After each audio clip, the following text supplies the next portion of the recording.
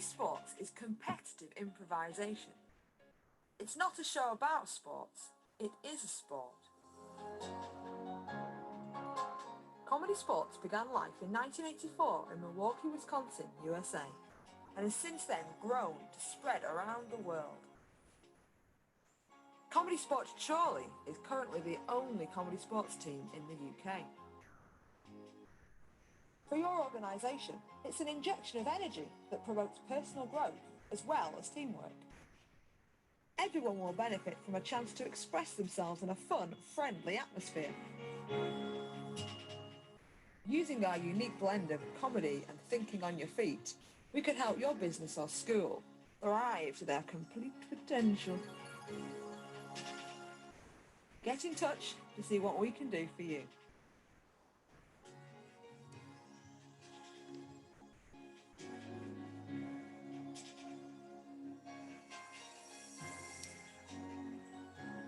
Well, that was our promotional video from 2006. Hope everyone enjoyed that. Welcome. Nice to see you all here. Thanks for joining us. Give us a hello in the chat. Let us know you're there, because this is going to be mostly led by people watching. Otherwise, it's just really self-indulgent and weird. So who've we got already? We've got Lynn, we've got Eleanor Grace, we've got Siobhan, we've got Jana, we've got Sally. Yeah, I mean, it's very thinly planned. The idea is we'll just talk a little bit about ComedySportz and how it began, and you know what we tend to do, I guess. So really quickly, if you didn't already know, ComedySportz in the UK started in 2001. So I got distracted by my own face. In 2001, in November 2001, at Chorley Little Theatre in Chorley. We did not start with these fancy Chorley shirts. We started with T-shirts, and actually I don't have one because I only played once for the first 3 years. I just refed for the first 3 years. And yeah, in 2004, we got, actually end of 2003, I think we got these nice polyester shirts that are very shiny and lovely. At this point, I'm going to invite Rachel and Stephen to join me, because they were both in the first match that we had. Hello, you here? Hello, yes. Hello. Hi, how are both of you? Good, how are you? Yeah, not too bad. Just enjoying all the nostalgia tonight. I'm good. I'm suffering from lockdown, double chin and hair, but other than that. Oh, well, tell me about it. My laptop, and most people who've been watching the shows, oh, hi, Ant Bear, Martina and Grant, hello, will already know that my camera is low down. Like usually they're high up, aren't they? Yeah, mine's up there. So if I type, all you can see are my fingers. So hi, Nico. So yeah, that's so I don't have any sympathy, because I've basically just been chin for the last month, and it's getting bigger. Put it that way. Well, you two were both involved in the first show. Rachel was playing, and Stephen, you were our first announcer. I was, yes. Yeah. So I don't know, do you want to tell us anything about the first show or the first few shows, or when we started? I have briefed everyone that we've probably got young people watching, and they're not allowed to, there's some stories they're not allowed to tell. Yes, I agreed. But still to this day, although it was over 18 and a half years ago, I still remember the forward reverse with with Katie and Paul Thompson just going, Rachel, you're on. Yeah. And it went on for like 10 minutes. Not just those two. No, it literally did. The reason is I wasn't aware that the stopwatch was a real stopwatch for the show, because this had been going on in America for a good, oh god, I can't do maths, over 15 years in America years. At this point. Yeah. And so I lived in Wisconsin for a few years, and that's where ComedySportz started. And so I went to watch some shows. I chatted to Dick Chudnow, who managed ComedySportz Milwaukee and indeed ComedySportz worldwide, as it were. I don't know, I just did not grasp that this actually did time games and wasn't just a prop. So I was enjoying that game so much. It was so good. And It literally having was to only learn 10 minutes. improv from that massive folder. It's like, Oh, oh, yes. it's a game. And we read the game synopsis and be like, okay, let's try it. We didn't know if we were playing it right, if we were playing it wrong. Yeah. It was just like, we think it's funny. Yeah. Let's play it like that. I've still got that folder upstairs. I might dig it out. It's got, it's basically a folder full of this is how to play ComedySportz. It's like this big, and it's mostly just games and descriptions. But we had never done improv before, so we were like, let's just play the games. Yeah. What were we playing? There was a game we used to play that we found out years later we were playing massively wrong, and I can't remember what it was. There was 3 things.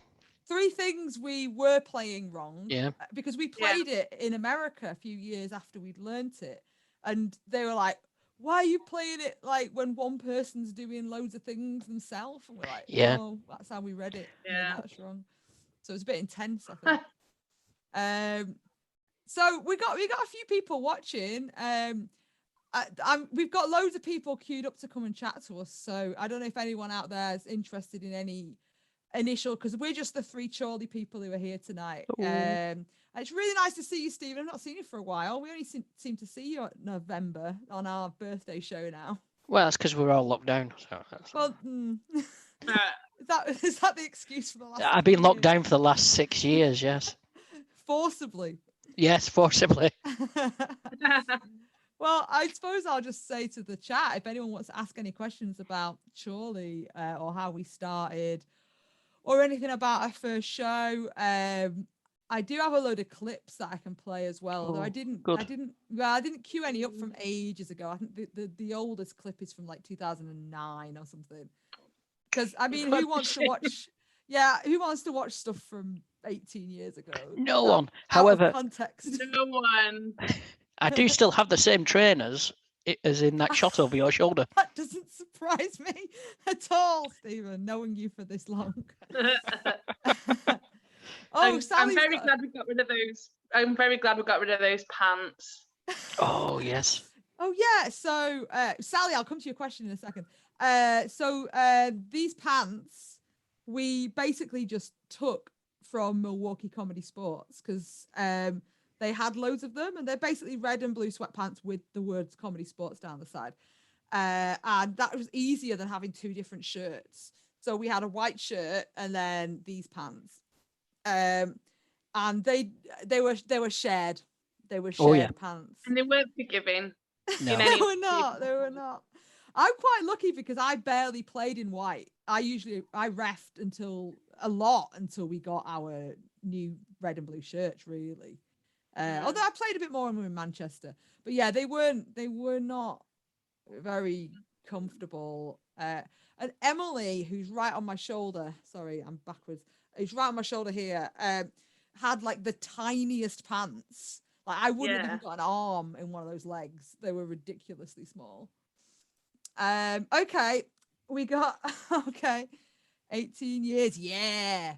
Okay, Sally, I'm gonna come to yours in a minute, but I'm gonna answer Ant Bear's question.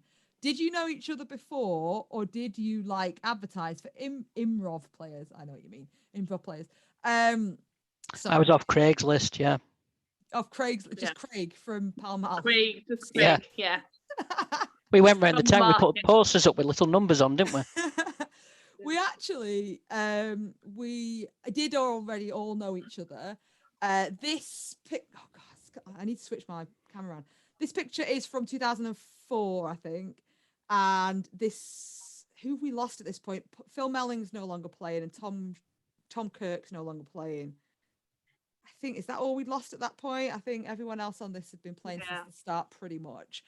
I ran Chorley Youth Theatre in Chorley, and the first ever show was going to be a one-off, and it's going to be a charity show for children in need. So we did one show.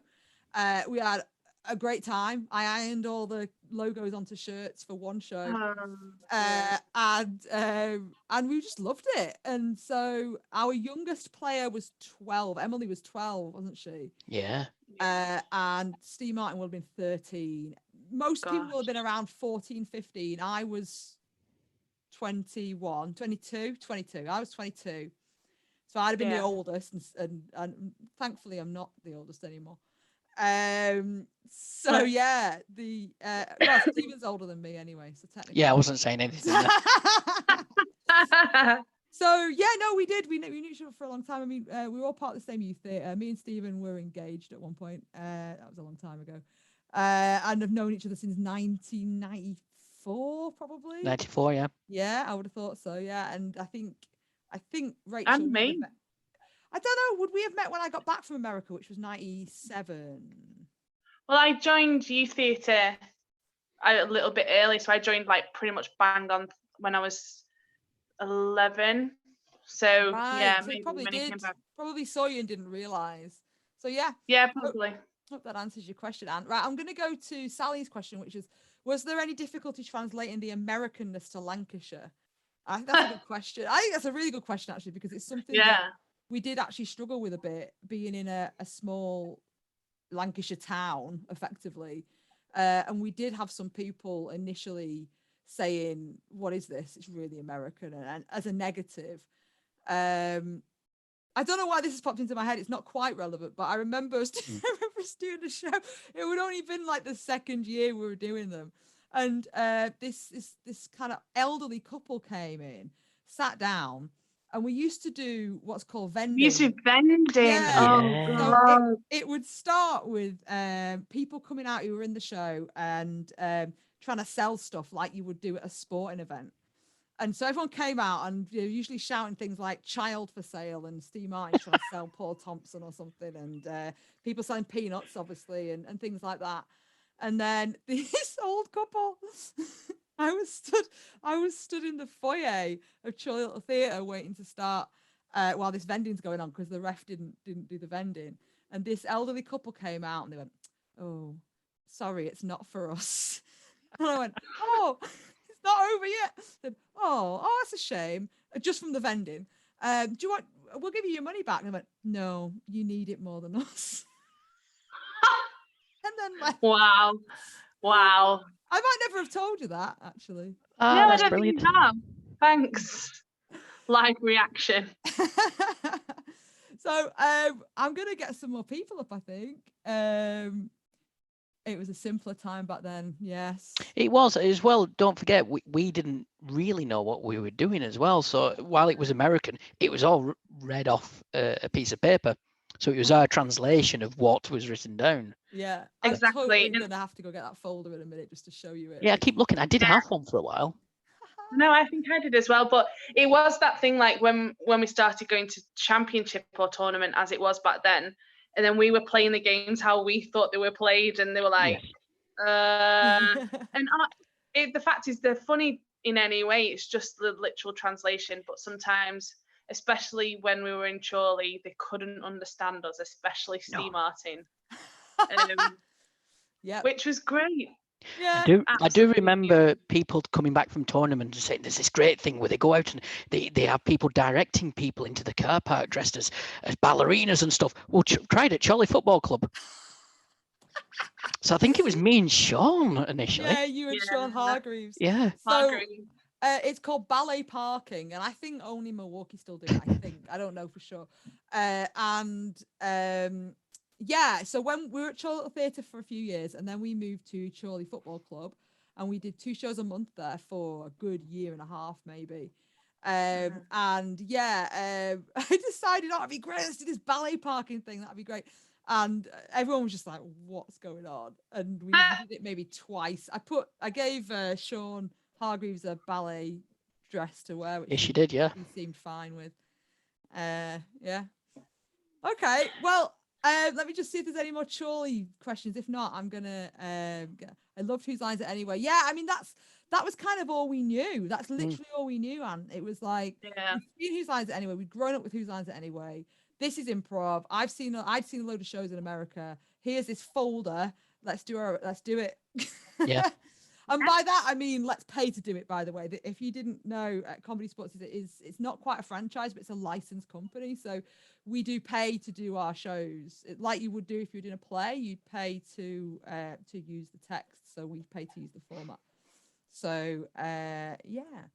All right, I'm going to invite some more old people. Chris Tavener and John Cooper, come and join us. Chris Tavener might be cooking his tea. Hello, yes, John. hello. Hello. Chris and John. Hello.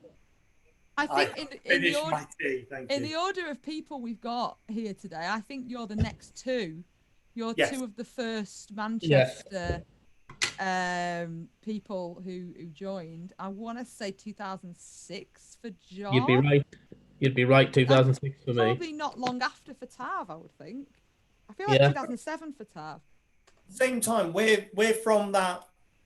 You offered a workshop to the comedy world in Manchester at Space Bar, and me and John are the only people who are from that group who are still doing sort of ComedySportz. So we're like sort of the two oldest Manchester people in a troupe. Yeah, I remember saying, "Oh, there's a show that goes with this," because there was only workshops at that time. There was no show. So what actually happened was we finished the shows at Chorley Football Club, and we couldn't really find anywhere else to do shows. So we did a one-off show at the Frog and Bucket, which was all the Chorley guys. Which is the one where I got up as an audience member. That's right, and that's the first time you really saw it. That's right. So that would have been early 2005. That would have been 2005. Yep. And we were just trying to find somewhere to put it. It didn't really work at the Frog and Bucket, mostly because the stage ceiling was too wasn't small. Yeah, we just couldn't really fit on the stage. Center. Yeah. They just changed it. They changed it from a normal stage to one that was a lot higher, because if you were sat at the balcony upstairs, you couldn't see it when it was a normal stage, but it meant it was essentially like trying to do group improv on a pallet. It was I nearly fell off that stage on several occasions. I remember banging my head on that stage, which it must have been like, so Yeah. I remember shimmying down that pole and then having to go back up during forward reverse. So what happened there is we basically didn't have any shows for about a year, maybe a year and a half. John couldn't wait and started a different group called the Grinventors. Yes, I remember that. Which that was short-lived. me, you, Lou Conran, Ben Schofield, Chris Brooker, Sean Moran. I think so. I think that was the lineup. And we did maybe 2 shows, I think, and then that venue was terrible. It was. And there was no audience for it. Yeah, finding a venue for improv in Manchester was harder back in the day, in the early noughties. Yeah, Grinventors. I still got my shirt somewhere. Then Tavener joined, and then Manchester. The first thing we did in Manchester was the Frog, and then that was a one-off, and then we ended. We might have done another one actually, but then we ended up making a bit of a home at Salford Arts Theatre. Mm-hmm. I don't know if any of you remember Salford Arts Theatre. It's still there. It's just I could walk to it from where I live now. Maybe wait till after. You get an hour a day, don't you? Salford Arts Theatre, and we were there for a few years. At that point, we'd moved into the Comedy Store to do our workshops, which were now a paid thing. So it was basically my job at that point. And that's where I'm going to bring Sean Mason and Rob Hudson in. Come on in, Sean and Rob. Hello. Oh, look at Sean's picture. Oh, baby picture. Look at his hair. The way this works is that like Lucas and Laura get 5 minutes at the end. I'm going to bring them in soon. Bring them in soon. You've also revealed who else is there, so you've spoiled it for everyone now. Oh, and Rob apparently doesn't want to join us. I don't blame him. Here we go. Yay! Rob. Hello. Hello, Rob. That didn't work. Sorry, there was nothing on my screen. But here we are. You're here now. So we got Sean and Rob who joined us. Let's think. Sean, you'd have been 2009. No, 2008. That picture was from 2007, according to the website. Wow. So the end of 2007. So Tabner, you must have started beginning of 2007. February. In fact, it was February 2007 because it was the Leicester Comedy Festival that was your first show. Yes. Wow. Maybe well have been. I definitely did the Salford Arts Centre. Oh yeah. No, we all remember that. And then Rob, you'd have come in a little. Does it not count because there was no one there to watch it? Is that why? There was very rarely people there to watch. Barely anyone there. I was there. That's why I first saw ComedySportz. That's what got me to bring Sean in. Yeah. The problem is when we make all our audience members players, you've got no one left to sit in the bleachers. Yeah. That's the issue. We used to do these. We used to call them lolcats, which is kind of what memes were before they were memes. I have two that I kept. Can't see anything there. That looks like Stephen was trying to punch you then. Let me take. Well, yeah. I'll take the background off. You'll be able to see it. Look! It's best be with it. Yeah, you need to take your background off. I'm trying to. Yeah. So I'll just explain what they were, and I've got a question to answer. Oh, this. Whoa! Too So close. we used to do these. Yeah. Back. Oh, there we go. Which were Sean Talk. Yeah. These were when we were at the Comedy Store. We'd start doing shows, and yeah, lolcats was the very early memes of the day, and it's what our posters were. So they were. I can't even remember the actual concept. These weren't lines from the show, as far as I remember. No. So what I used to do is we'd take photos of every show, and we still do that today. And I would take them away and create these basically from the previous month's show. So they weren't lines from the show. It was just like we would just try and make up funny things. So they were called lolcats.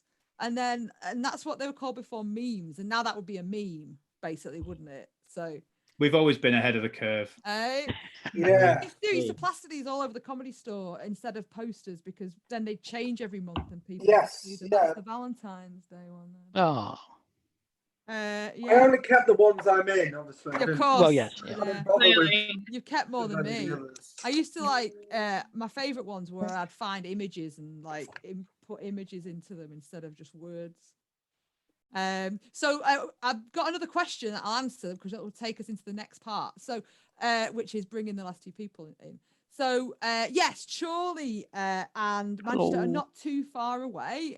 Chorley is maybe 40 minutes, half an hour drive from Salford, anyway, from where I am. It's about half an hour. 20 minutes if you're driving. It's about 40 then for me. Yeah.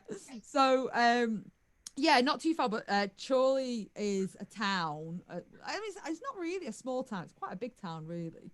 But Manchester's a city of 2 million people or something. So just showing off. Yeah, I mean, you'd think more people would have come to our shows, but yeah, with all those people to spare. But yeah, so from Chorley to Salford to the Comedy Store in Manchester, then we also made our home at Sale Waterside, which is just outside Manchester. Actually, it's technically in Cheshire. That's a picture of you getting squashed by Sally there, Sean. Yeah, it's lovely. I used to live in Sale. It's definitely Cheshire. Yeah, that was always something that would come up in shows, and I think the parents who have to pay the mortgage, it's in Cheshire because that's the house value. Yeah. But for the kids, it's in Manchester because that was cool. Cool. I think it was me that approached Sale Waterside, so I'll take all the credit for that. Yeah, I think it was actually. No, I think it was, and we've been there nearly 12 years at this point. Wow. Pretty much every month in 12 years, and they're a great venue. They're really nice, aren't they? Honestly, they're very supportive. They've been fantastic, especially because our first year we probably averaged about 10 people in the audience each month. That might have been the first. My Auntie Joan came to one of the. Oh, hang on. Go, Rob, because I know what you're going to say, and then Tab, and then I'm going to ask a question. No, I just think that was the first one. If not that one, it was one at the Comedy Store where John played, and that's what. But I think I watched a show at Sale Waterside when the audience was so low that you played in the bar. Yes. Yeah, or the art gallery as it is. That wasn't the reason, actually. It was a good show. It was fun. Yeah, it was fun. I was in that. Yeah, I was in that. Yeah, it wasn't the reason. It was they had something else. I think they had a wedding on. Yeah, had to, but there wasn't. Yeah, they tend to. It's the same building as the town hall, isn't it? So yeah. I'd like to add that these were the early days. We do get that audiences now. Oh yeah. Well, that's what I was going to say. Yeah. We went from averaging around 10 to averaging around 70 or 80 now. So that's great. Tabner, you were going to say something? No, I was just going to say I had my Auntie Joan come to one show, and she was one of 3. I remember. One of 3 of your Auntie Jones. And the other 2 were future players. Yeah. That's Auntie Joan. That's one of them. Yeah. Okay, so here's a great link. PC Henderson has asked in the chat, do you guys have a minor league like when we do in Buffalo, or do people go from taking classes right to performing? Aww. So, what we've pretty much always done is picked people out of our classes. But we did have a minor league for a while, and that was called our Sunday League. And this is when we need to invite Lucas Kirkby to join us, because that's how Lucas joined us, isn't it? Hello. Oh, Lucas. I got my thing on here. Look. Oh my gosh! Now, I have put on weight since I was in Sunday League, so I look like an absolute beefcake in this t-shirt. As long as it's from here up, I look muscly. I'd forgotten how sweaty these shirts are. Yeah. I am absolutely sweating. It's been a long time. So Lucas was part of our Sunday League, which ran for about 2.5 years, 3 years maybe. Yeah. Until we just couldn't really run it anymore. So Lucas was in Sunday League not for very long. I think we pulled you into the major league, as it were, quite quick.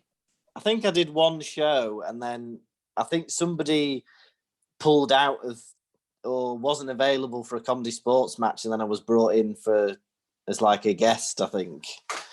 And then I think not long after that. And you were great. We kept you. What can I say?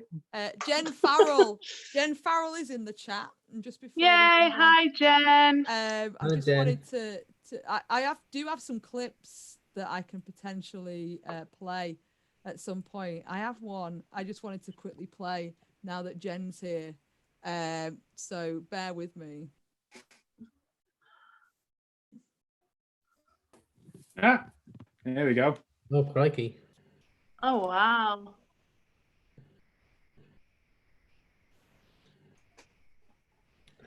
Oh. That was in the days before we had a sound. Oh, we never used to speak. No, completely mine, wasn't it, back in the day? Yeah, back in the day. Well, we just mind talking. That was what was weird about it. We didn't even do any actions. Do you remember one of the first jobs was to write the cue cards at the bottom and run across? Exactly. I mean, am I the only one that can hear that video? No. Oh, I couldn't hear it. I could. What? You couldn't hear anything? I could hear every word. It looked really funny. It did. It looked great, but I couldn't hear anything. That's weird. I think even the shirts today are quite sweaty. Yeah. Which shirt are you on now, Sean? No. Oh. Are we going to see Sean's body? Don't know. I don't know. No. When we find out he's got another 14 shirts under that. They were my favourite shirts. These ones. Yeah. I like the ones we have now, but they were such a step up from the white ones, especially from a girl's point of view. Well, these white ones. There's no give in these at all. No. Give. Oh. Why would you not put them on in order? Sean is like a glass. I did put them on in order, but the order I got them and not the This is quite small on me now, and I don't think it would have gone over the other layers. Can I just clarify that ComedySportz never plays shirts versus skins? Yeah. Not yet. We do play the Russian doll version though. Yeah. There was the Christmas. So we used to do Christmas cards every year, where we would, because we like to take lots of photos. And one year, we were wrapping everyone in tinsel. There was one where I was made up as the tree, and then there was one where Chris forgot his shirt, so he just wrapped him up shirtless in tinsel. It was our most successful Christmas card ever. Yeah. There's some things you can never really forget. He can't forget it. He's still got tinsel on his nipples. Oh well. Is Windermere So- out of bounds? You can talk about Windermere, and then once you've talked about Windermere, just so if you want to chat, give us any more questions in the chat. That's great. I just really quickly answer Grant's. Does everyone in the current lineup have to complete an audition to join? No. In fact, we've only ever done one round of auditions, and who are still with us? Josie was part of that. Ben. Felix was part of that as well. John Soph.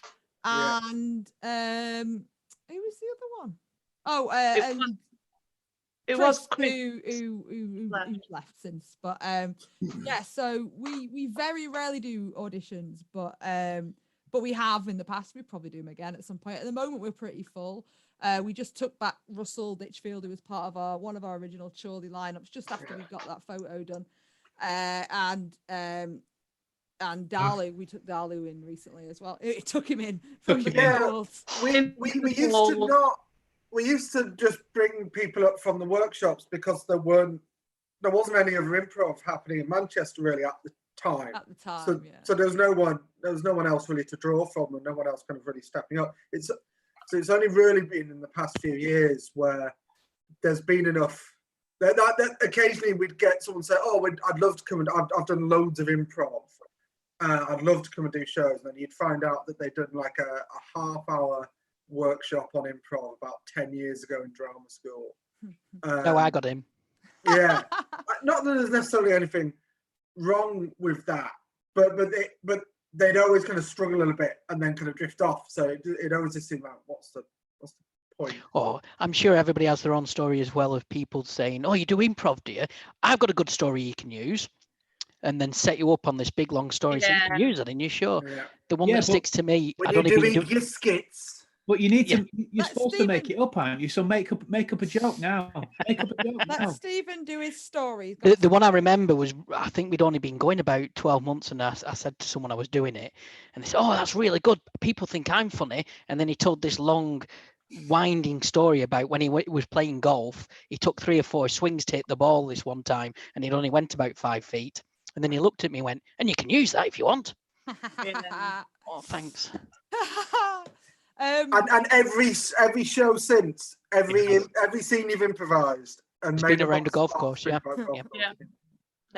Ant's got a question, which I'll get to Ant after this next bit, because Lucas's comedy Facebook songs are fab, and you should turn that into a game as a comment in the chat right now.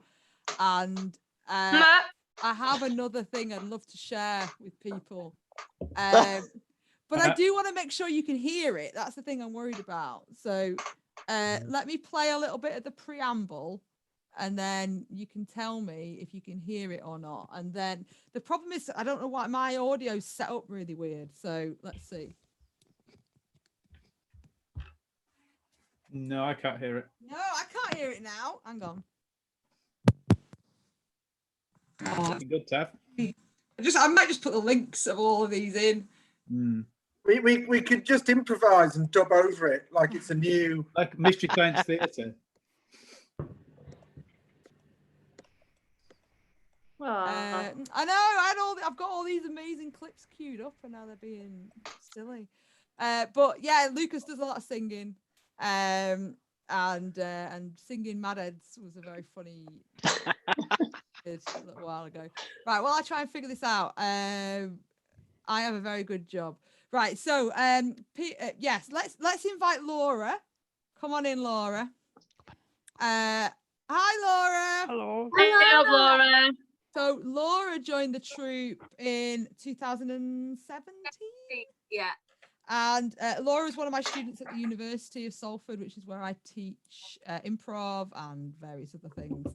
And was fantastic at improv at the university. Came to our workshops and then was roped in after that and hasn't left yet. I also spent some of my student loan going to Chicago to watch improv, but I don't recommend doing that. I would recommend doing that. It's Do it. It was a very poor semester after. But... Well, Ant's got a question, so I thought I'll start us off, and we can go around the circle, and I'll try and figure the sound issue out while you all answer. Ant's question is: do you all have normal, boring jobs as well? So my job, apart from just doing ComedySportz, is I teach improv and radio and sitcom. I basically teach comedy at the university that I can walk to from here. Basically, that's my job. That's my full-time job, and this is an extra full-time job. So I guess I kind of work in the field, as it were. So that's me. Let's go, Rachel. So my normal job is I deal with complaints for a motor insurance company. Yeah, so investigating them and trying to solve some things that have gone wrong. Stephen? Oh, me. Well, I'm one of the superheroes you go out and clap for on a Thursday at 8 o'clock. Yes, I'm an NHS worker. It's not quite as exciting as that. I'm a senior dental nurse who works training dental students over in Blackpool. I've been doing that 10 years, and I was in mental health before that, but also in the NHS. So I deserve the badge that's coming our way. So yes, that's my job. John is next on my screen. I do everything. Everything you know there is to do, I do it. I have done everything. Illustrator, website designer, stand-up comedian, do a little bit of training, everything creative. I'm a freelancer. I turn my hand into a whatever tool it needs to be at any given point in time, like Optimus Prime. Tav? Mixture of things. I work for a charity home improvement agency Monday through Thursday. I've also been a stand-up comedian for over 10 years, so I make some income from that. And then obviously ComedySportz and teaching like workshops or going into like corporate settings. I don't know if we'll talk a bit about that at all. So a mixture of things, but I'm one of the few people who is still actually going to a workplace. So I'm still going into the office, but sitting far away from everybody else. So that's mine. Not too bad. So I am also expecting my lovely green badge. I'll make everything better that Jules mentioned. That's not to do with coronavirus, though, is it, Tav? To just stay away from people. Sean next, I think. So when I'm not doing this, I'm doing the admin for ComedySportz and workshops. So, but when I'm not doing anything ComedySportz related, I'm an actor. I do a lot of medical role play. So I don't get any claps, but I have helped train the people that do get the claps. So that's my tenuous link. So yeah, that's what I do. But I'm not doing any of that at the moment because I can't. So I'm playing a lot of video games. That's my job. You were watching yourself from over your own shoulder, though, which is impressive. Yes. Well, that's the part of me that tells me to get on with work. Rob? I've been a professional actor since about 2005, I think. It sounds exciting, but it really isn't. It just involves traveling to a lot of schools, setting up and doing a lot of shows for a lot of children, pantomimes and educational stuff. And I've been doing that for that amount of time. I do a bit of the same stuff as Sean, some medical role play, a lot of sort of children's entertainment kind of things, a bit of hosting here, there and everywhere. And I occasionally life model for drawing classes as well. which is so Okay. being self-employed is quite exciting. But yeah, same as everyone else Lots at the at the moment. I'm moment. doing none of that. I'm looking after my son every day, which is good. Yeah. Lucas. Who's next on my screen? I think who's next? Yes, Lucas. Is it me? Hello. Well, it's easy to say what I did last year. I work in a school. I only work there 2 days a week now, but it's kind of mentoring, working with the kids who were fostered, and all that comes with that. But now I do a bit more of like behavioural stuff. But I also do stand-up comedy and a bit of tuition and stuff like that, really. And I do pantomime at Christmas. Over to you, Laura. Hi. So I work in TV and film mostly, but I can't say too much because I sign a lot of NDAs. They're secret. It used to be a lot of reality TV, and now it's film. But now it's furlough. So At least you've got furlough though. That's good. True. that's true. Is that Yeah. everyone? Yeah. Yeah, I think so. Well, that's everyone who's here. I'm gonna quickly try this again. I think I figured it out. I turned the volume off. Oh, that would have done it. That'd work. I'm gonna That play weird this. setup.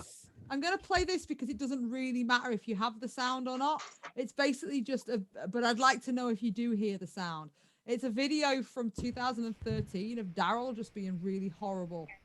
So here we go.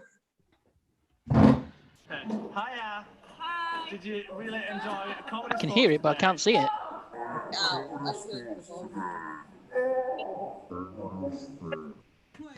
I'm enjoying I John's didn't- hair in his I background didn't share picture. my screen.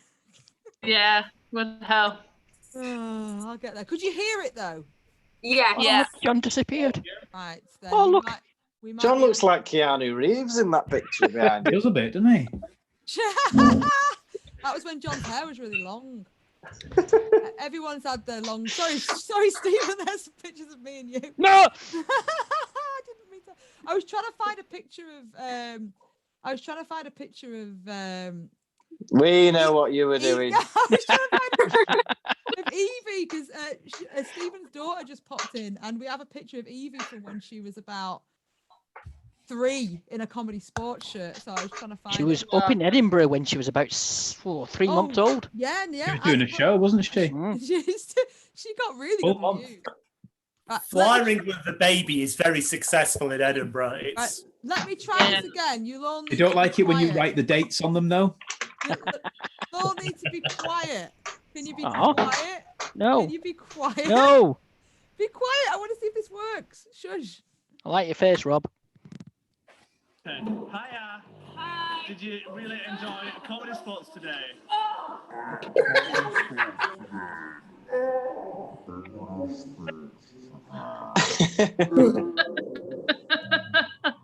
Oh, Katie. Yeah, Daryl's mean. Isn't he?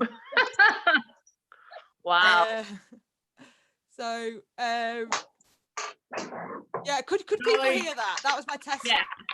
Right, I want to check in the chat if people can hear it as well. So, Oh, it's Amy one a Winehouse. little bit of colour of the history of it. The poor woman being assaulted there by Daryl, who continues to be mean. I married her sister, and she sat next to her. So that's right.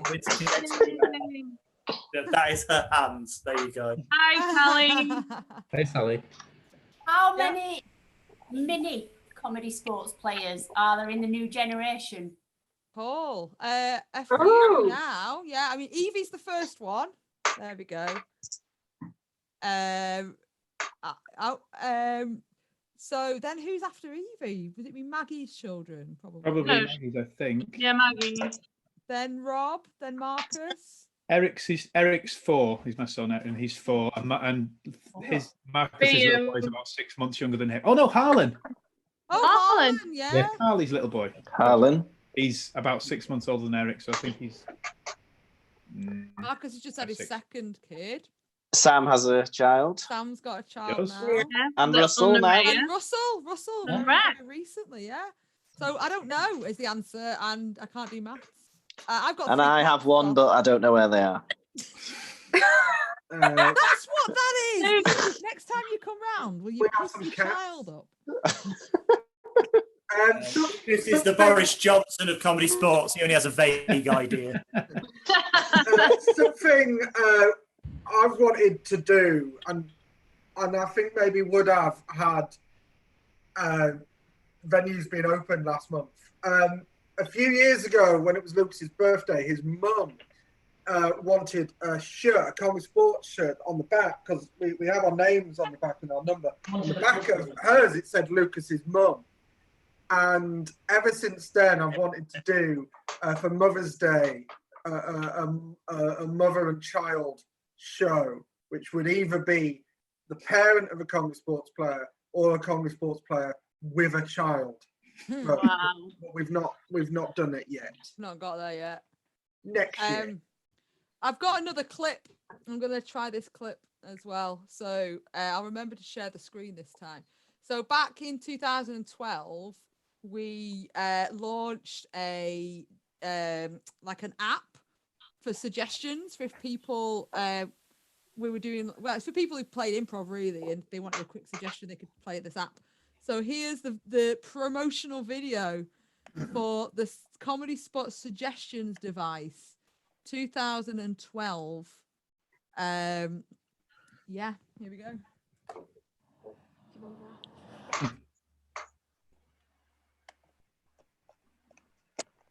I need a relationship. Well, you should use the ComedySportz suggestion device. Partners in crime. Available on iTunes in the Android marketplace. Happiness. Forest. Tin of paint. We can be friends now. Wow.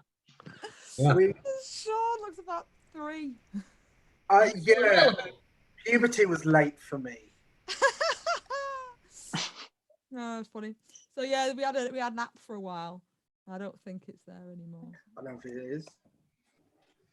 I got Hello. all these. Hello, Liz. clips. This is my wife. who's Hi, coming to join Liz. us. Oh well, that leads me into the next clip I was going to. Hi, Lou. Hello. And then we'll come back to some questions. So stick some more questions in there if you want to know anything. So in 2012 as well, we went to the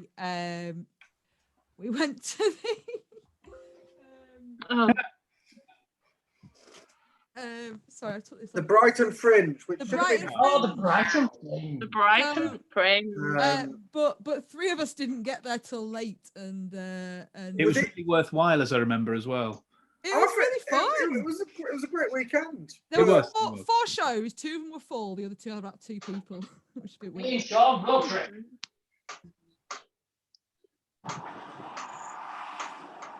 But we What had was a the slight big accident on the road on the way up. Was it the trailer? The Yeah. location is Junction 8 of the M40. God, Mark Roll. Yeah. Your situation- Watching. I don't think he's watching. Tyre, flies. Yeah, he's your ex-boyfriend, isn't he? And that's your current husband. Excellent. Hey. You're not muted. I don't know if you think you are.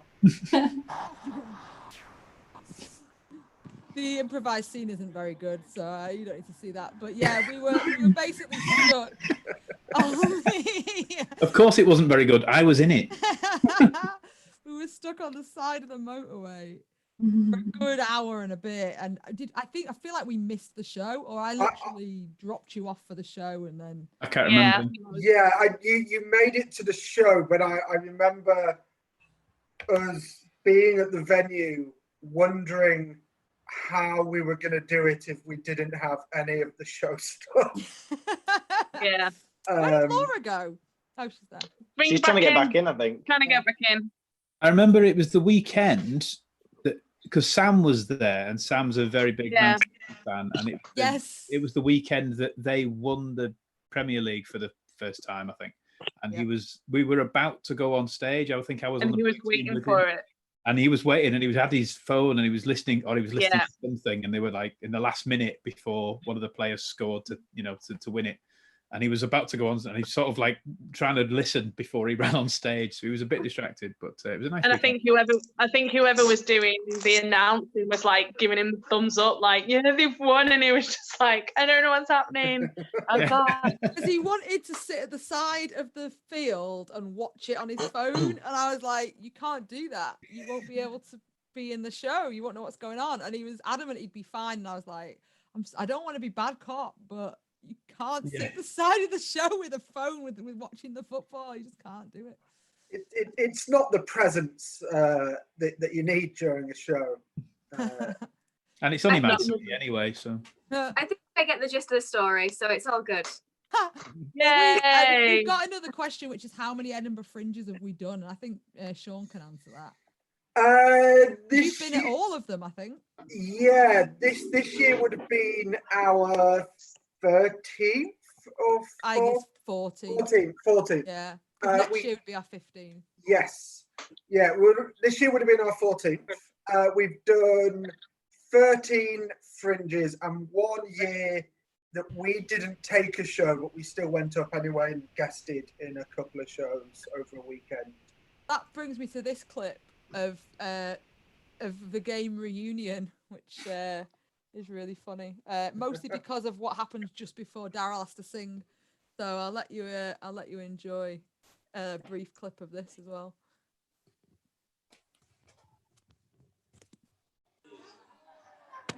Look, that number 1 hit that the Greasy Boy sang was the oil spill. Let's never forget this. Go for it. It's about our origin story.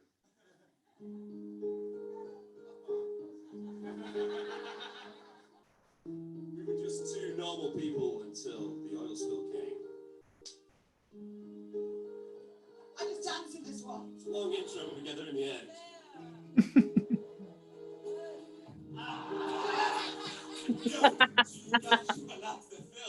One named Gary and one named Phil.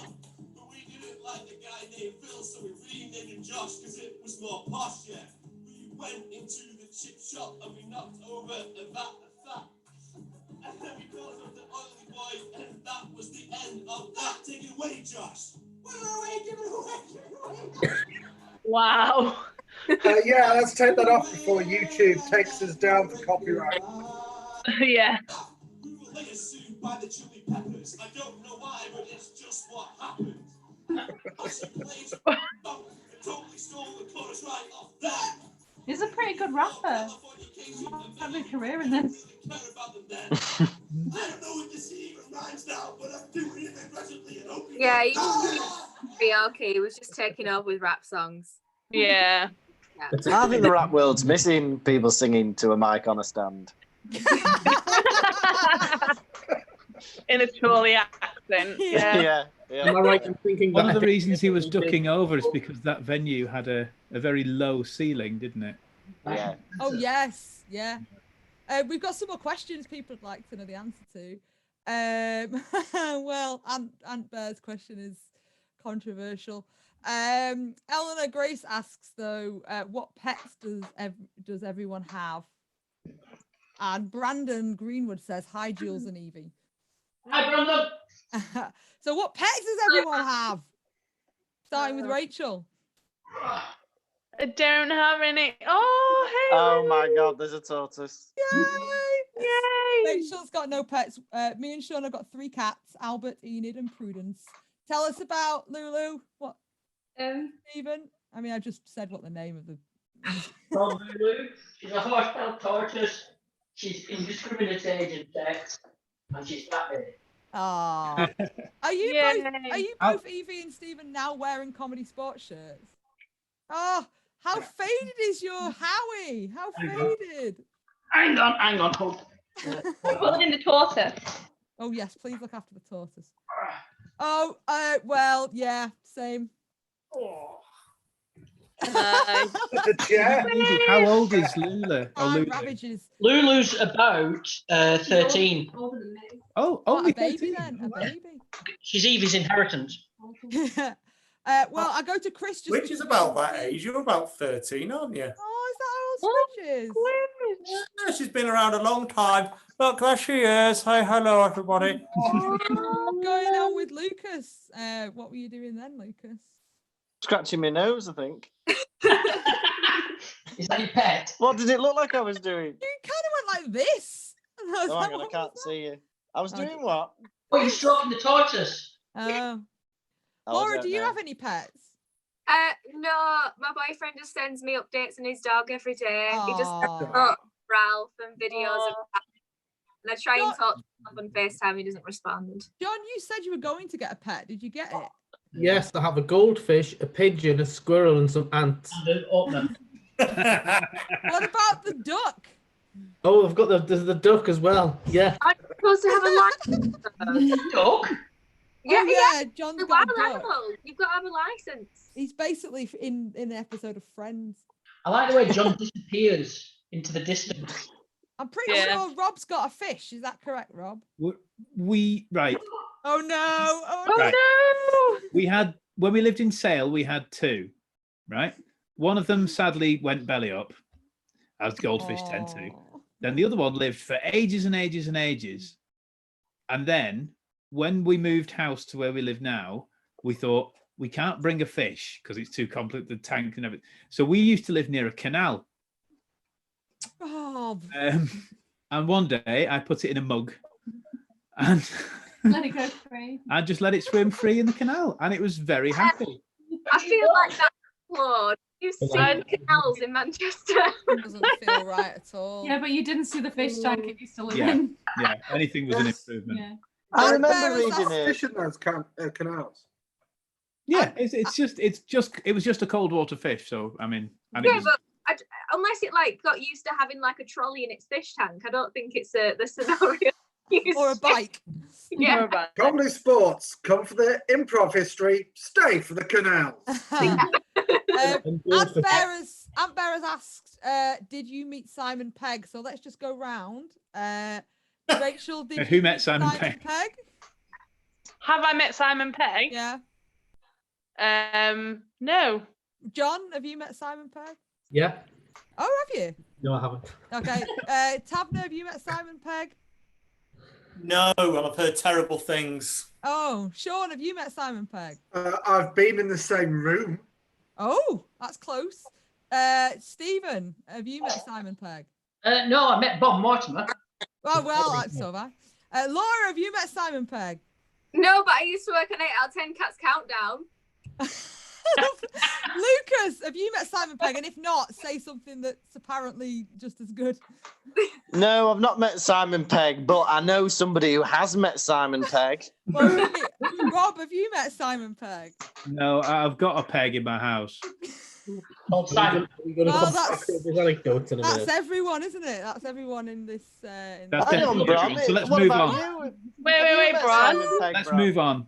Yeah, let's I move on. have met Simon Pegg. I was in a film with him, so yeah. What? It's not like we know every Halloween. It's literally the only thing I'll ever shout about because it's. Ask Evie if she knows who Simon Pegg is. Oh no, Evie, do you know who Simon Pegg is?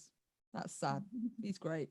Yeah, for anyone who doesn't know, although I do shout about it a lot, I was in Shaun of the Dead, and so I met Simon Pegg a few times actually, and he was lovely, very lovely. Ant Bear's gone off Rob, apparently. What? Because of the fish. Why And is he Helen- telling specifically Rob that he's gone? I think Perfectly it's to do with happy the- in the canal. Well, Helen Farrell has said it's the Sale version of Free Willy. Or that's your. Is that me? One of the director VHS sequels. Yeah. I did see him leaping over a dead trout or something as he left. Oh, wow. Right, I have another video just related to what Ant. Oh has no, said. there he is. It's all right. He's there. Oh, that duck's creepy. The duck wants the fish. This is vaguely related to what Ant Bear has asked, and you can then, as a team of people, try and guess what you think he asked. Excuse me, sorry. These, anybody? I'd be lucky charm. I remember this, Bron.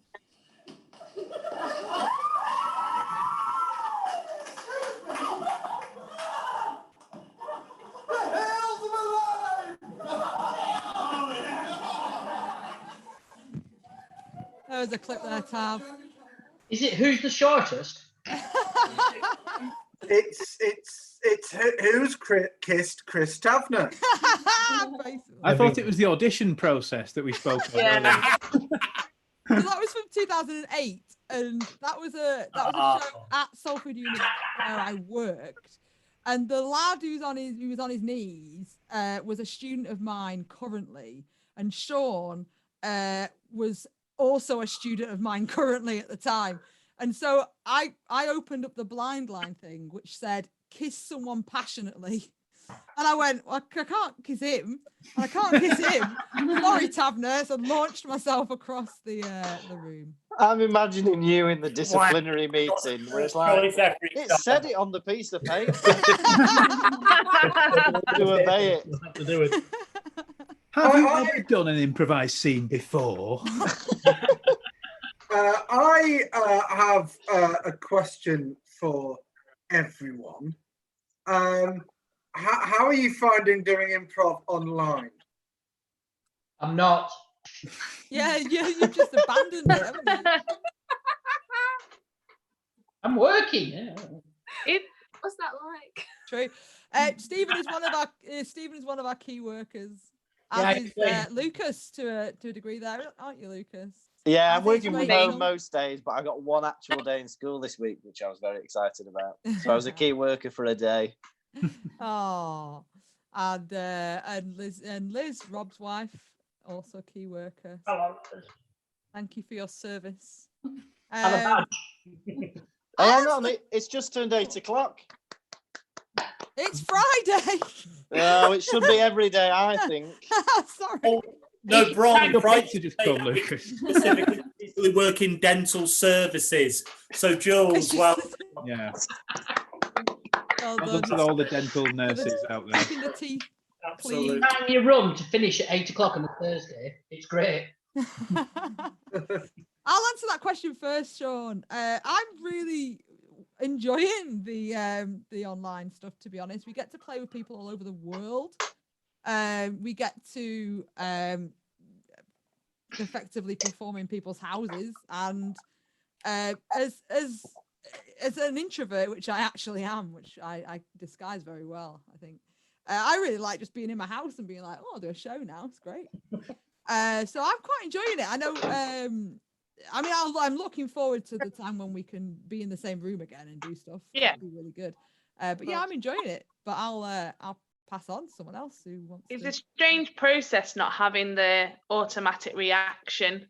So I assume it's the only thing as working on TV or film is that you think you're being funny, but you don't have that audience reaction telling you that you're funny. You don't get that instant gratification and that, oh, this is fun. So it's really energetic to like be at that level all the time. But I've only done one show, so I don't know what everybody else thinks. Yeah, I've described it as kind of Schrodinger's comedy because you're in these little boxes on your laptop and you can't hear the audience. A joke has both landed and died at the same time, and you're not really going to know. You just have to kind of hope. It's definitely different. It's definitely different to obviously because it is different. I'm quite enjoying learning the new rules of how stuff works, like allowing for lag, and what does work, and because there's some new stuff that just works beautifully. Selfishly, the drawing game, I love, and if we can get a flip chart when we go back live, that, you know, I haven't played a show online yet, but me and my lad watched the one that you did the other day when everyone changed their backgrounds to sort of be relevant to whatever scene they were in, and he absolutely loved it. That was his favourite bit, that all the backgrounds changed into different things. How did they do that? Every time I play, because I've just got constant technical issues, which means I can't do a background. This is just a lot door with a shirt on it. I like that though. I think the framing's very good. Oh, I queued up this video to play the other day when Scott White played with us from Houston. This is a video from when I last played with him in like. I just slapped him. That was. that's the whole. I might have done the same when he played in Manchester. He's got. There's an awful lot of face. physical violence in our shows, isn't there? For a family-friendly show. Yeah. I like There's lots of it. slaps. Yeah. Brings a lot. And then there's this background, which is Rachel's house. Yeah. Oh no! If I was on the laptop, we all decided There we to go. just be in Rachel's house. It's very strange. I I'm in the same boat as Laura. I can't change my background, so everybody decided to do improv in my living room. So that was fun. I have some more questions. Firstly, Ant Bear. Enjoying John's background. Ant Bear has said they're enjoying the shows too. You look very sad on that.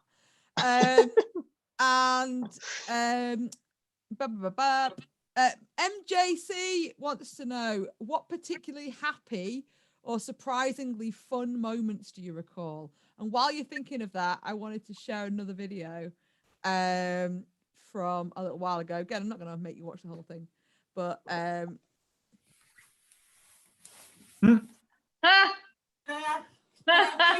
Start, please. All right, Sean. Hello. All right, okay. Hello. Right, here we go then. Your suggestion is donkey. And this is new choice. Oh, no. Stupid. Hello, would you like to ride a donkey? Oh, have you got any red ones for sale? Your choice. Have you got any blue ones for sale? Your choice. Have you got any with no legs? Yes, I happen to have many no-legged donkeys. Brilliant. Let's have a look at them then. Oh, this one's Trevor. Oh, well, he looks a bit comatose. Well, come on, Trevor. Come on, don't make me kick you again. Your choice. Don't make me lick your face again. Your choice. Don't make me tickle you again. yeah, we had a whole night of ComedySportz. Yeah. ComedySportz. No. Why don't we do that online? ComedySportz. Oh, we should. Yeah, we should do that. Okay, so now we've had a little interlude there. Has anyone remembered any particularly happy or? Can I quickly, basically, based on what Rachel just sang, one of my favourite moments is when John came up with the ComedySportz / blankety blank song. Well, should we get John to sing it now? Yes, please. Go on, John. ComedySportz, ComedySportz, ComedySportz, ComedySportz, ComedySportz, ComedySportz, ComedySportz, ComedySportz, ComedySportz. Wait, there's a verse. Isn't there? There's a red No, there's a verse. and a blue team. They're competing for your laughs. That's as much as I can remember. Anyone wants the MP3 of ComedySportz meets blankety blank theme, I have it. Thing is, it was on the laptop and it still said blankety blank on it, and we did a game where it was relevant for some reason, and I played it and it literally just started going ComedySportz, ComedySportz. All the audience just went, "What's this?" This is the And I new just theme tune. corner just going like. Anyone else? Any particularly happy, fun things they want to share? I remember doing that LA show that we did, which I didn't really want to do because I wasn't in the right frame of mind, and then got talked into it. And then it was a really good show. And then there's the bit that's online, which is the advice panel, where it was me and Rick Steadman and oh god, I can't remember the name of the guy. That was really fun. Me with my thickest northeast accent in the middle of Hollywood, California. Kind of going, hi, I'm here and I own the pub down the road, and just like the audience were just like, what on earth? Well, it's originally called Good Advice, Bad Advice, Worst Advice, and they changed it to Good Advice, Bad Advice, British Advice. That's right. Yeah. I think it's funny advice. Because Sally in the chat very earlier asked about translating the Americanness to the British audience of like the ComedySportz format. But I do find that when we go to America, I certainly get more English in the way I speak, in a much more clear, what you might understand on a movie, a film in the cinema, because otherwise you might as well have subtitles. Well, when I lived there, my accent changed so much because I wanted to be understood, but I was determined to not get an American accent. So my accent just got really posh and weird, and every so often I just go no, and I just have like one word that would be really American, and the rest of it was just like posh English. My accent's a mess anyway. Yeah, I have another question, but yeah, go on, Stephen. Yeah, I remember going to. I want to say it was Madison. We went somewhere, and you were there, and he said to us, "Whatever you do, don't play up to being British." And the first game was choose an object tag or something, and you suddenly went, "Remember, don't be British." Turn around and went, "It was LA. Yeah. It was Los Angeles. Oh, is it Los Angeles? And I knew as soon as I did it, I just went, "What Yeah. are you doing?" I And remember that. They lapped it up though. Yeah. I think a lot of my favourite moments have been getting to perform in lots of different places. So yeah, we Brighton Fringe, like I said, this would have been our 14th year at the Edinburgh Fringe, where like we have regular audiences at the Waterside. We have kids that have grown up watching the show, but we have the same in Edinburgh as well. We have people who come back every year. Yeah. Yeah, I was going to say that. What I remember going up, and there was, I think it was a kid and his granddad who used to come. Kieran and his granddad who come up every year. Because but I remember last year. I don't know. I remember going up a couple of years ago, and they came up. Oh, we found you. We couldn't find you last year because you moved a week, and it was really nice. Yeah, but I remember when I was in Edinburgh once, we'd done a show, and we were staying in some like really posh flats, and so we went like after, and I remember me and Sam going to the local bar, and we walked in, and it was a proper local bar. It was like away from the Edinburgh Fringe, and it was just like proper local. Like we're from Chorley, so it's like for local people, but it was in Edinburgh. And then we were just having a drink, and then this guy from across the bar was just like, Star Trek! I'm like, what the hell is going on? And then it turned out that he was in our show the day before, and we used his suggestion of Star Trek in forward and reverse.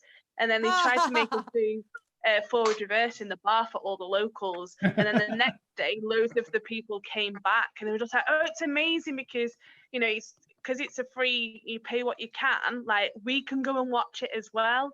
And it was just so funny, just this guy shouting Star Trek at us, and was just like, that's really fun. I'm gonna get Laura to come in because she's got a story about a famous person who watched our show. Because that was the next question, by the way, is have we ever had any famous people watch the show?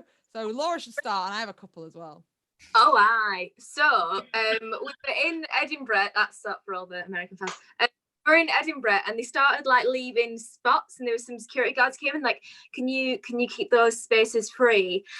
So like we reserved them in the venue, and then we were backstage, and then Prince Edward, who's the Queen's youngest son, he's a good one. He sat down. And I was doing sound, so he was sat next to me like the whole time. And also, I do this bit where like I'm really bad at doing the scores, but it's not really a bit. I'm just really bad at doing the scores. But he found it hilarious. And then afterwards, because I was closest to him, he started talking to me. But my friend had seen the show as well, and she thought that he was a creepy guy hitting on me. So she was behind him like, Laura, and I was like, go away. And he's like, so do you have the same cast every show? Oh no, we have different plays, and it just depends on the day. Laura. And then he kind of like got the memo and moved along, and I was like thinking in my head, I was like, Royal Variety. Well, the security had to be warned because I did a show. That's right. Yeah. I did a show that finished about 10 minutes before ComedySportz started, so they had to be warned. Like a man will run in with a rucksack just before it starts. He's not a terrorist or trying to assassinate you. Wow. Yeah, because I it was a big deal because I remember we were briefed in advance that we might get someone special in the audience, and then we were told it might happen, it might not. And then on the day we were told, oh, it is going to happen. So we're backstage at the Edinburgh Fringe. Anywhere can be a venue. So we're in this beer cellar, getting changed, waiting to go on and play in the room. And outside, we're at the Three Sisters, which is on Cowgate, which is one of the busiest roads at the Fringe. And apparently they had to shut that down for them to come see our show, which we were completely oblivious. I think it was was it a Saturday? It was a Saturday, yeah. So on the Saturday at the Three Sisters, they have a big screen in the courtyard, which normally plays trailers for shows that are on during the Fringe or kind of kids' movies during the day. But on Saturdays, it plays the rugby and or other sports. And that's a lot of people that don't really care that the world's largest arts festival is on. They're just there to watch sport and get quite drunk. So they had to get Prince Edward and all of his security and his family. And his priest. And a priest. Was his priest there? Yeah. Yeah. Not sure why. But yeah. Yeah. I'm going to then move it to Stephen with when Bob Mortimer came to watch our show. Oh, yes. We again the Three Sisters up in Edinburgh, and I'd gone out to do. We were doing a guessing game, and I'd gone out to guess. And there's two performance venues. There's one where we perform, and then there's one over there where somebody else was performing. And this man came up and said, "Excuse me, is such a person playing in this?" Pointing towards where we were. And I said, "No, I think he's playing in that venue." And as I turned around and said that venue, I looked and it was Bob Mortimer. So I went, no, he's playing in that venue, Mr. Mortimer, but you can come and watch us in there if you want. And he said no. That would have been Rhys Jones. Yes, it was. Yeah, it was. Well, yeah. Bob Mortimer was Rhys Jones's agent for a very short while. Ah, that's funny. And I know that because I auditioned for the Angelo Septimo show. Ah. I don't. That's just me talking about the previous year. So let me just pick up that name. It's all right. I mean, Simon Pegg was great as well. We Simon also Pegg. people. Sean, I think you played at the Media City show where we performed. Peter Kay. Well, Peter Kay and John Thompson. Yeah. Who else was there? Can't remember. Jason Manford there? I can't remember. I think Jason Manford. There's been quite a few people who've watched our shows, but you know we're as famous. Tina O'Brien. Tina O'Brien used to come. Oh, yeah, used to come quite a lot. From Coronation Street. Sale, yeah. Come and watch us at Sale. I don't want to name drop, guys, but I once did stand up in front of Keith from EastEnders. So let me just say that. Did he want to have stand up, or did you just start? I just started doing it in his house. EastEnders was on the telly in the I've got another question that came in before that I meant to throw in and I absolutely forgot. Who are comedy heroes? Yes, it's who our comedy heroes are, or were, or still are, or. No, you're not my comedy hero. Yes, I am. I've seen Evie's TikTok. She's pretty funny. Well, I'll start. Mine, absolutely Reeves and Mortimer all the way. Just massive. And obviously, like loads of other people as well. But if anyone ever says who's your comedy hero, Vic Reeves comes to mind straight away. Just love mad stuff. So yeah, and next to that, probably Dick should know from who started ComedySportz, just to bring it back, because if you ever get the chance to watch him perform, it's hilarious, crazy town. Yeah, I love it. Who wants to go next? No one. No one else has got a I've got comedy hero. my top three. Go on, Rob. My top three. Rick Mail. Rick Mail's in there. Yeah. Rowan Atkinson's there as well. Oh yeah. And is it Brendan O'Carroll, Rob? And Peter Is Cook. it? Yeah. Nice. Not done with more. The three sort of performers and comedians that sort of made me want to go into comedy somehow. And I'll never be as good as any of them, but I can try.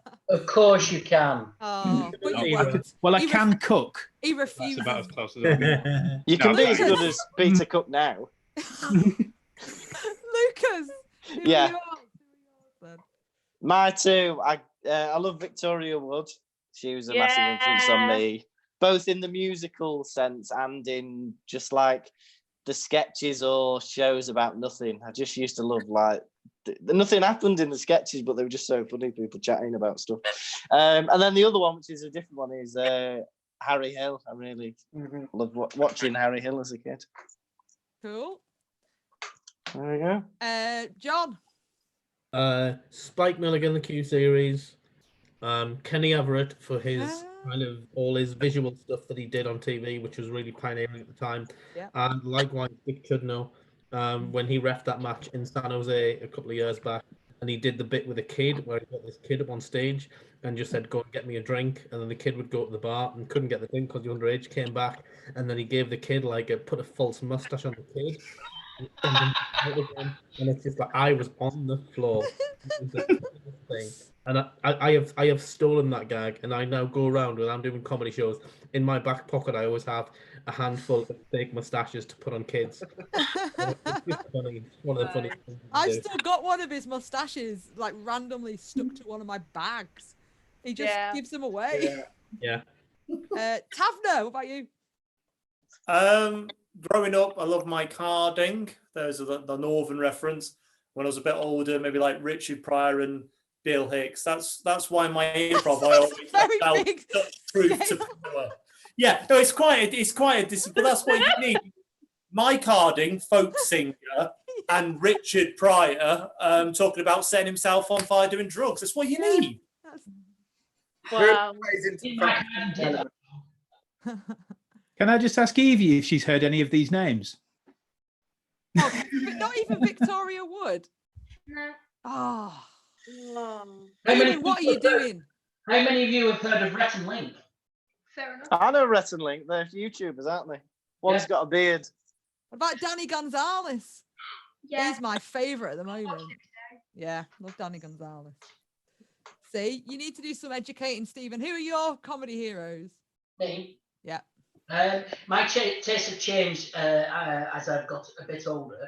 They've got more old-fashioned, strangely. I don't know if that's strange. But people like Laurel and Hardy, growing up, I remember being tiny and watching, smaller than I am now, but watching, there was like a clip show that somebody had gone in and rescued loads of old Laurel and Hardy films and put them together with like a commentary over the top. And it wasn't necessarily the same film, but he made a story out of them. And sometimes that was the only way that people had into Laurel and Hardy because they hadn't seen the originals. So there's Laurel and Hardy.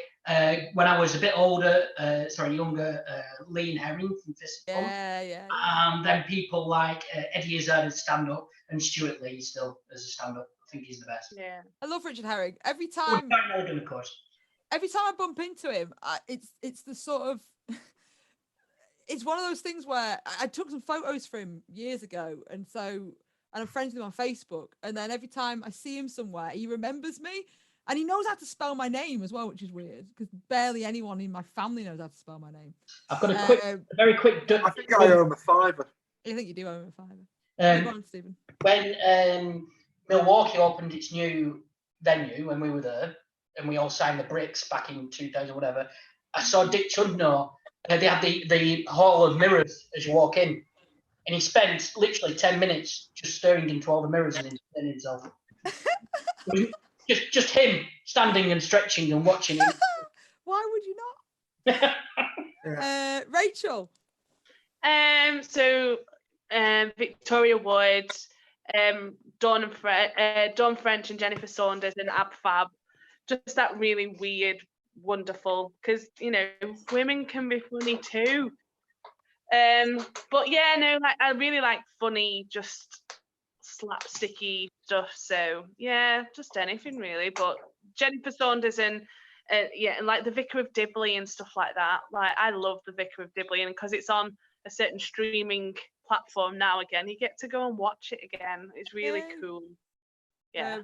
Laura. Yes. I've got 3, if that's all right. Yeah. Okay. Sure, if people want to go to sleep now, I don't know.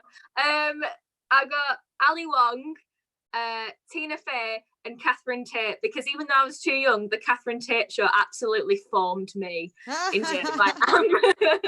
I can see that now you said it. You can't say you're too young for the Catherine Tate show. That makes you feel old. No, I'm also too young for Little Britain, but I still like imitated it in school. Yeah. Lucas, did we ask you? Yes. Yeah, we did. Anyway, Frozen. So Sean, what about you? Well, a lot of mine have already gone.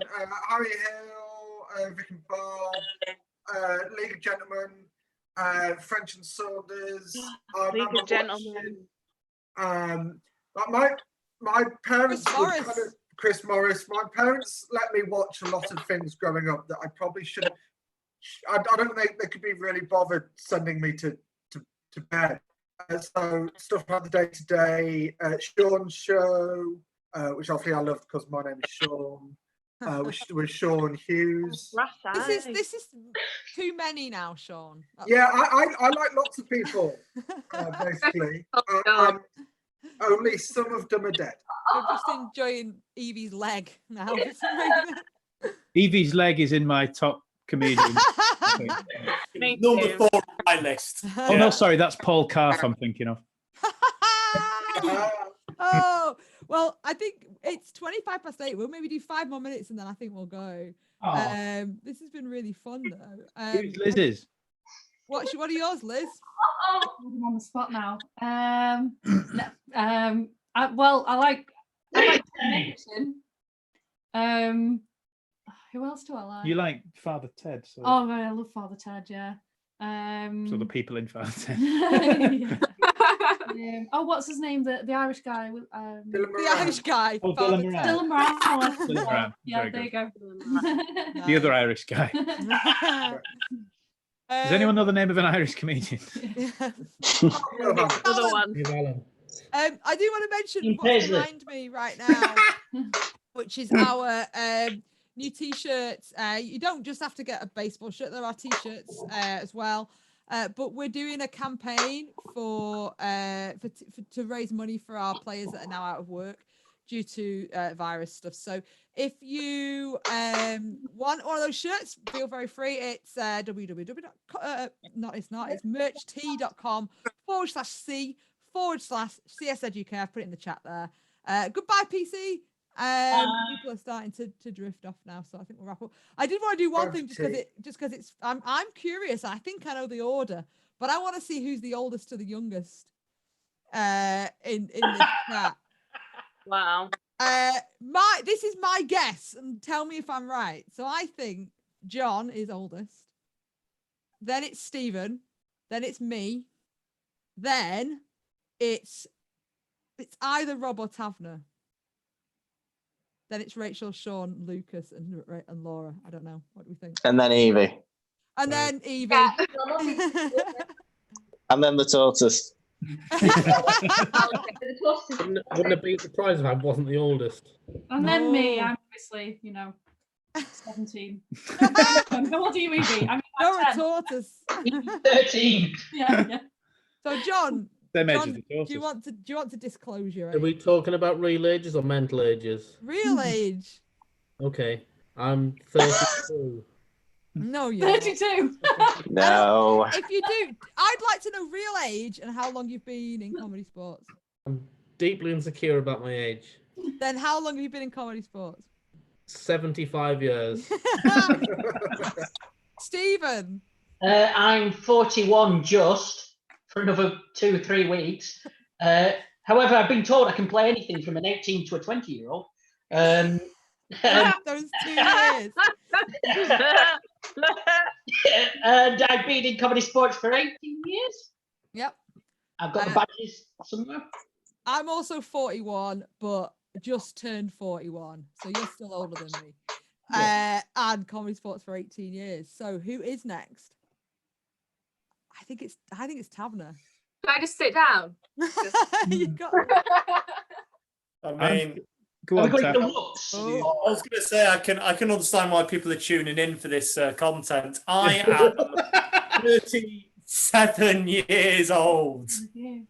Yes, that's the same as me. There you February go. for me. June, I'm 38 this year. There you go. So that answers the question that's been on everyone's lips. And how many years, Taverner? Well, what I do whenever that question comes up is I say, Bron, how long have I been in comedy sports? I think it's 14 years. I'd say about 14 years. Rob? 11 years. Yeah, I'm 37, and my wife has just worked out it's 11. that it's 11 years for me of sentencing. Yep. Then I'm pretty sure it's Rachel. But I pleaded guilty, so I get a third off. Yeah, good behaviour.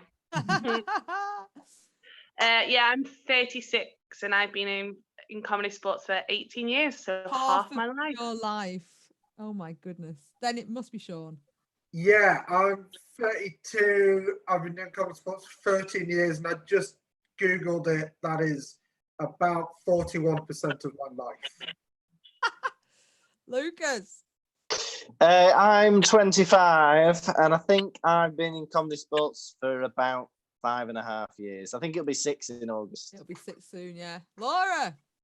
Hi, I'm 24 years old, but reluctant to admit that since my birthday was in quarantine.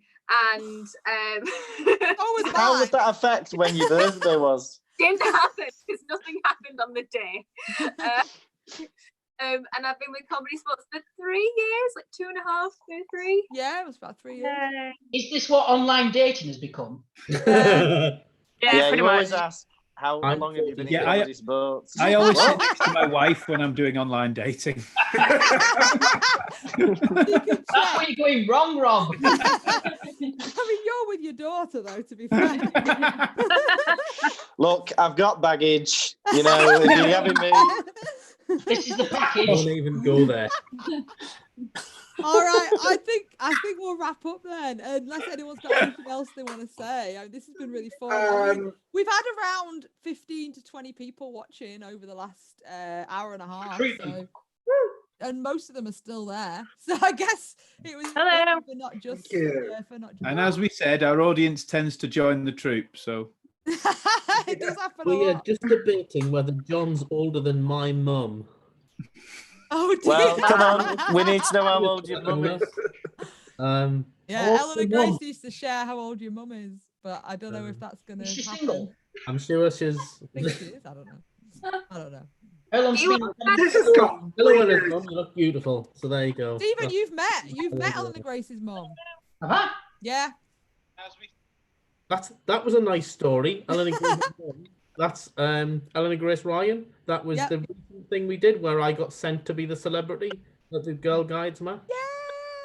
And I went to the church hall where they were doing a Brownies and Guides talent show because the mayor of Sale wouldn't go there, so instead I sent someone from ComedySportz. Boo, the mayor of Sale. The mayor of Sale not go there? He didn't go. No, I went instead, and I got to see the talent show, and the talent show was amazing. At the end of the night, I got a friend of the Girl Guides badge, and my dad's a scout leader, and I sent that photo to him, and he was so happy. I know what Taverner's doing. I don't think I've got it with me. Yeah, mine's somewhere. Well, mine's somewhere, but I don't know where it is. Yeah, we did a big gig for the Girl Guides of the UK, and Taverner was the only boy, weren't you, Taverner? Well, yeah, this is it. Because I ended up being drafted in because we'd literally run out of women for that weekend. I am the only. So all the performers, of course, were women. It's great. So I'll be the only man who will have a Girl Guides Giggle Gang badge. Oh, and here it is. There you go. Yay! Oh, lovely. Okay, so I think we'll wrap up. Just a few last second things from the chat. Sally says it's been very interesting. Aunt Beth says thank you, he's really enjoyed it. Eleanor Grace, his mum is 43, so John is older. Although John has just joined the chat and is saying that is not the case. But yeah, thank you very much, everyone. It's been really fun. It's been nice just chatting to you guys as well, because we can't see each other at the moment. I mean, I don't see much of Stephen anyway. No. And I see far too much of Sean. But yeah, so really, really nice. Any last words as we sign off? Let's go back in order as people arrive. So Laura, give us a sentence or two and then leave. One positive thing. Yeah, a positive thing. This is how we end all our matches, by the way. We do notes and then we end with a positive thing. So, one positive thing is that I've probably spoken more in the past nearly 2 hours than I have in the past few days. Oh, Laura. Thanks, Laura. Bye. Lucas, then. Well, I did have something positive, but I now just feel really sorry for Laura. But it's been nice. It's nice to. I think it's nice to reminisce and look back at the history, and it's been good to be a part of it. So yes, goodbye. Thanks, Lucas. Who was next? It was Sean, I think, wasn't it? Sean and Rob. So yeah. Rob, over to you. One positive thing. I've just been playing rugby league in the back garden with my little boy. And we didn't play full contact rugby league, although I really wanted to. And he won. And he got smacked in the face by a rugby ball. ball. Yeah, you kicked the ball right into his face. Right in his face. Right in his face. That's the positive thing. Yeah, there you go. To be honest, we were going to struggle to get him to sleep tonight, so that's helped. To be honest. Is he still out there lying on the lawn? Yeah, he's just there. I'll just check. Thanks, Rob. You probably want to go and see There's your a pigeon child. on his head. See you later. Bye. Okay, and then Sean. My positive thing, which is also a plug, is even though we're kind of all isolated right now, it's weird how much more we've performed and connected with people, including like worldwide. So I know that there's American comedy sports players who've been watching this, and like tomorrow night, 7 p.m. British time, we're playing ComedySportz Los Angeles. So I mean, I only ever get to kind of hang out with those guys like once a year. So it's actually probably seen more of them since this has happened than before. So that's been my positive, but also, like I say, a cheeky plug. Thanks, Sean. Bye. Chris. I'll unmute myself. Positive thing. It's just been nice to have these opportunities to kind of like hang out. The technology is good. Came for the improv, stayed for the wife. And you get a t-shirt with that on. Yeah, that is it. And I'll add to the plug there, the LA show. I'm playing that. It's going to be me and Lucas representing this side of an ocean. So that's quite a thing. So because it's online, we could have an audience potentially of billions. So I'm looking forward to that. Bye. Bye, Chris. John. I think my one positive thing is just a thanks to Bron about getting on it and putting the online shows on and being really proactive early doors to get everything happening so that we are still active and working and putting out shows to people on the afternoons that people can watch and enjoy. Yay! Thank you, John. Stephen. Yes, one positive thing. It's for those who've never been around ComedySportz or anything like ComedySportz, so performing in general or anything. It's such a nice family, and to be away for long periods of time like I am, and then coming back and still being welcoming, even meeting new people, but still being welcome and feeling part of it. It's nice, and it feels like even though I have been away for a long time, I've not been away for a long time. So thank you all of those who've disappeared and all of those who are watching. Thank you, Stephen. And also Evie. Evie. Rachel. How do you follow that? Yeah, it is. We are a family. Like, we sing it every year, and it is troubling and, a worried time at the moment, but it's really cool that you can have these connections and see people and talk to them and make friends over 18 years and still be friends with them now. And it is amazing. And I think that's all because of just the fun that we have, and it just being genuinely a funny family to be involved in. So yeah, it's really been a great time. Thank you. Yay. Thanks, Rachel. Okay, well, yeah, bye. So yeah, thank you very much for joining us. Bron, It's been what is really your fun. positive thing? My positive. I was getting to it. I was Oh, wrapping sorry. up. Okay, carry on. Lucas, you've given away the illusion that you've not actually left. Sorry, I have left. Goodbye. My positive thing. I just, you know what, 18 years, nearly half of my life. It's crazy that this is still going on. I would not have thought we'd still be going 18 years later, but there you go. And as I watch the people watching disappear, I'll I'll sign off. If you want to get a t-shirt, then please do. mercht.com/c/CSZUK. We'll see you tomorrow at 7 o'clock, hopefully. Next week, Wednesday at 7 o'clock, it's going to be a Chorley versus Manchester show. Just to kick off our Wednesday night shows that are starting next week. And we've got Rachel and Russell versus, I can't remember who's on Manchester, but but those two. So it's been really lovely seeing you all. Thank you for joining us. It's been really fun. Goodbye.